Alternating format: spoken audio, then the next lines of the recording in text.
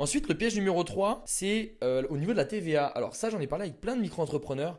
Ouais, moi c'est bon, j'ai pas besoin de faire la TVA puisque j'ai pas dépassé le seuil. Je vais vous montrer pourquoi ça peut être super intéressant et c'est possible d'ailleurs, de cocher la TVA le plus tôt possible. Rappel des seuils. Donc activité de marchandises, le seuil de base, donc vous n'êtes pas obligé de facturer la TVA quand vous faites un chiffre d'affaires inférieur à 85 000 euros. Ensuite, c'est pareil pour les prestations de services ou les professions libérales.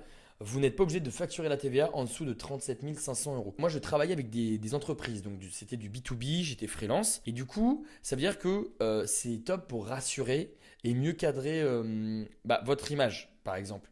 Parce que quand vous voulez facturer des boîtes comme L'Oréal ou même des entreprises, peu importe, des petites TPE, PME, dès qu'on voit qu'il n'y a pas de TVA, ça peut coincer parce que eux, ils aiment bien récupérer justement la TVA. Par contre, ça peut être moins intéressant si vous facturez à des particuliers. Voilà, ça m'est aussi arrivé. Si vous annoncez à un particulier qui doit payer 1000 euros hors taxe, il va se dire OK. Et qu'ensuite à la fin il voit 1200, il va pas comprendre. Et vous lui dites bah voilà c'est la TVA aussi, moi je suis obligé. Donc ça veut dire que lui dans sa poche, il va devoir débourser 1200 euros, mais il va rien récupérer puisqu'il est particulier.